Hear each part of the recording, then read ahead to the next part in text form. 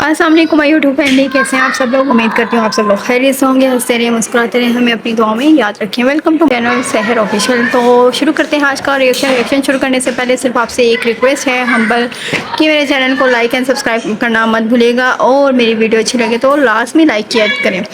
तो शुरू करते हैं आज का रिएक्शन होने वाला है बहुत ज़बरदस्त, क्योंकि जो सितारा है, सितारा पे मुसीबतों के पहाड़, नया आसमान की जगह सितारों का जो पुराना आसमान भी सितारा से छीनने की कोशिश की जा रही है बहुत ज़्यादा, यानी कि ना उसकी ज़िंदगी को मुश्किल से मुश्किल तर बनाने की कोशिश की जा रही है। पहले तो सिर्फ लोगों के बारे में आ रहा था कि इसके हेटर्स ही गलत बात बोलते हैं, लेकिन ऐसा ऐसा इनके जो सपोर्टर्स हैं उन्होंने भी बहुत कुछ गलत बोलना शुरू कर दिया सितारा के बारे में। लेकिन यहाँ ये बात रुकी नहीं है, यहाँ पे ये बात ख़त्म नहीं हुई है। आहिस्ता आहिस्ता जो सितारा की अपनी फैमिली के मेंबर्स हैं वो भी सितारा से गद्दारी करने पे पूरे तरीके से उतर हैं। सितारा को ये बात समझनी चाहिए कि सिर्फ हेटर्स सितारा के लिए मुश्किल राह नहीं बना रहे, बल्कि सपोर्टर्स और सितारा के बहुत सारे फैमिली मेंबर्स भी ऐसे हैं जो कि सितारा की इस ऊंचाई से जलते हैं, इससे जलन खाते हैं।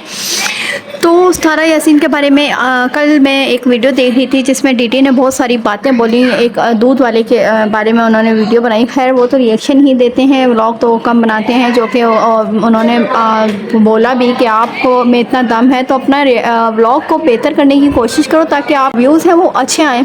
खैर उन्होंने तो एक बात बोली, लेकिन उन्होंने आगे से बहुत गंदे बातें की डीडी आजकल बहुत ज़्यादा गलत रिएक्शन दे रहे हैं। तो उन्होंने जो अपने एंड में जो 2-3 स्क्रीनशॉट लगाए व्हाट्सअप के, तो उस बात में मुझे हैरानगी हुई है। सितारा, मुझे आपसे एक क्वेश्चन करना है कि क्या कहते हैं, अगर ये जैसे ये आपका कन्वर्सेशन है, ये जो भी है, तो ये लीक होती कैसे है, ये डीडी के तक गई है। और डीडी भी ये किस्म की ना छुप कर पीठ पीछे जैसे वार करने वाली बात है, ये सितारा के पीठ पीछे वार करें, क्योंकि जो अपनी फैमिली मेम्बर भी होते हैं ना वो भी सगे नहीं होते हैं। वो भी ना जब किसी को शोहरत और पैसा मिलता है ना किसी फैमिली मेम्बर्स को, तो दूसरे होते हैं ना वो भरपूर कोशिश करते हैं कि वो उससे किसी तरह छीन लिया जाए, वो जलते हैं उसके शोहरत से। तो इसी तरह इनकी फैमिली में भी हो रहा है। और फिर नैनू की एक वॉइस लीक हुई है जिसमें नैनू ने बहुत सारा लंबा किस्सा छेड़ा है कि 8 साल पुरानी ये बात है जो असगर के साथ इनकी वो हुई थी, लीक हुई थी एक बात जो सलमा खुद YT पे लेके आई थी कि मेरी बहन ने मेरे साथ ऐसा ऐसा कर दिया, यानी मेरा शोहर मुझसे छीनने की भरपूर कोशिश की गई है। तो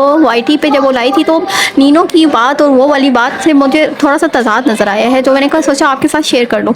जब ये YT पे लेके आई थी तब नीनो ने कहा कि 8 साल पुरानी बात है, लेकिन जब ये अभी पिछले साल जो ये बात हुई है, जो वो लेके आई है, सलमा लेके आई है, तो मुझे बहुत डिफरेंस लगा। अगर देखो 8 साल पुराने बात में भी ऐसा हुआ होता है कि उसके साथ कोई चक्कर होता है असगर के साथ, तो सलमा इतनी बेखौफ खतर अपनी बहन को कैसे बुला लेती, क्योंकि उससे तो दुश्मन जो आपके शोहर पे डाका डाले ना, तो चाहे वो बहन हो चाहे आपका कैसा रिश्ता भी हो, आपको उससे शदीद नफरत होने लग जाती है। आपको दिल नहीं करता कि वो बंदा करीब से भी, आपके घर के करीब से भी गुजर सके।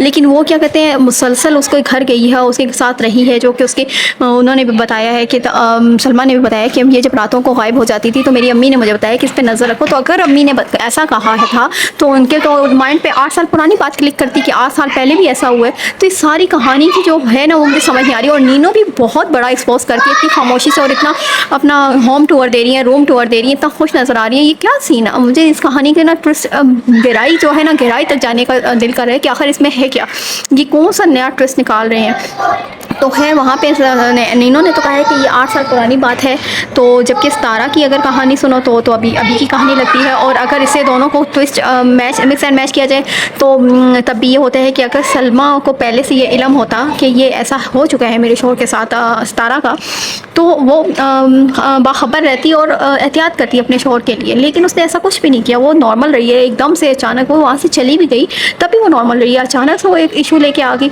अगर वो सच्ची होती तो वहीं पे पकड़ती ना, वहीं पे तो उसे क्लू तो उधर ही मिल गए थे। ऐसा क्या था कि उसे वहाँ सितारा रह के आ गई, फिर वहाँ से निकली है तो उसे वहाँ से क्लू मिले हैं, तो वो उसने एकदम से हाइपर होकर वीडियो बना डाली।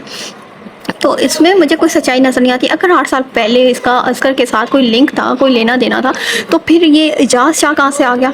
ये सब कंट्रोवर्सी, ये इसकी फैमिली वाले हेटर्स पता नहीं इसके ऊपर क्यों ऐसा लादना चाह रहे हैं। वो एक शोहर वाली है, बच्चों वाली है, जो कि फ्यूचर उस के बच्चों को क्या बनेगा अगर आप लोग ये सब कुछ कर रहे हो।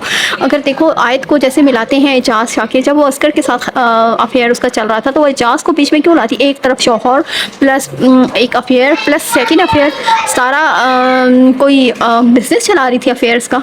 या कोई ऐसा क्या ये कहना चाहते हैं। और अगर आयत को आप जैसे कहते हो कि सारा की जो आयत बेटी है वो एजाज़ की बेटी है, तो एजाज़ की अगर बेटी है तो उस बच्ची का क्या मुस्तकबिल है कि बात करने वाले ये सोचते हैं, रात को सोते हैं तन्हाई में, वो इस बात को, इन लोगों के लिए तो सिर्फ ये चंद पैसा कमाने का है कि सारा पे इल्ज़ाम लगा लिया, सारा की बेटी पे इल्ज़ाम लगा लिया या कुछ भी कह दिया सारा को, तो खैर है, हम तो वाईटी पे बस भोंकेंगे और बस उसकी ज़िंदगी जो मर्जी हो, तबाह हो, बर्बाद हो। लेकिन जो बच्चों का फ्यूचर है उस बारे में तो सोच लो। मानती हूँ कि ऐसे लोगों को किसी का फ्यूचर से कोई लेना देना नहीं होता, लेकिन बच्चों के फ्यूचर से तो हर किसी को लेना देना होता है। किसी के बच्चों का फ्यूचर तबाह करके आपको अगर फ़िलहाल चंद पैसे मिल भी रहे हैं तो इसमें क्या आपको मिलेगा। कुछ दिन पहले किसी सपोर्टर्स ने ही हेटर का रूप इख्तियार किया और सारा यासीन के बाप को भी गालियाँ दी और सारा यासीन की माँ को और सारा यासीन को भी बहुत गलत वर्डिंग से बोला है, तो सारा यासीन बहुत ज़्यादा हर्ट हुई है।